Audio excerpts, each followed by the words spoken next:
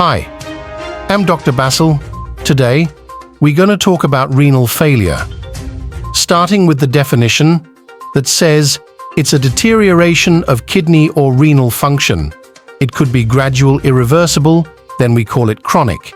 It could be rapid deterioration, but usually reversible, then we call acute, plus the time, meaning if the renal failure lasts more than 4 months, it's a chronic.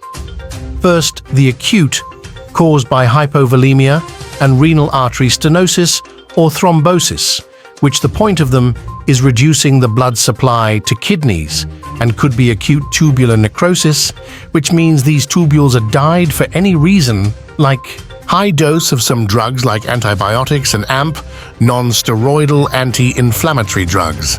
The patient of this disease will come complaining of oliguria first due to reduced renal function.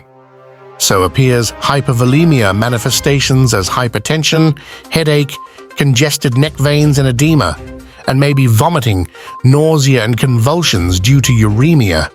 Then after some correction appears hypovolemia manifestations such as dehydration and muscle weakness. That is the acute renal failure.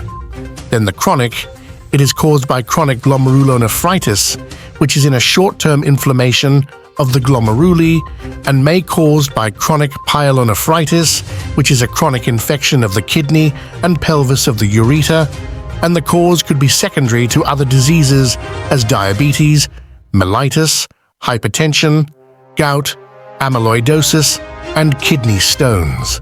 And the patient with this disease will come complaining of vomiting, nausea, hepatitis, constipation, late uremic dysentery, convulsions, pruritus, and all of that due to uremic toxins as a result of renal failure or decreased clearance, and can complicate anemia, so appears pallor and uremic pericarditis, low in pain, and rapid deep breathing.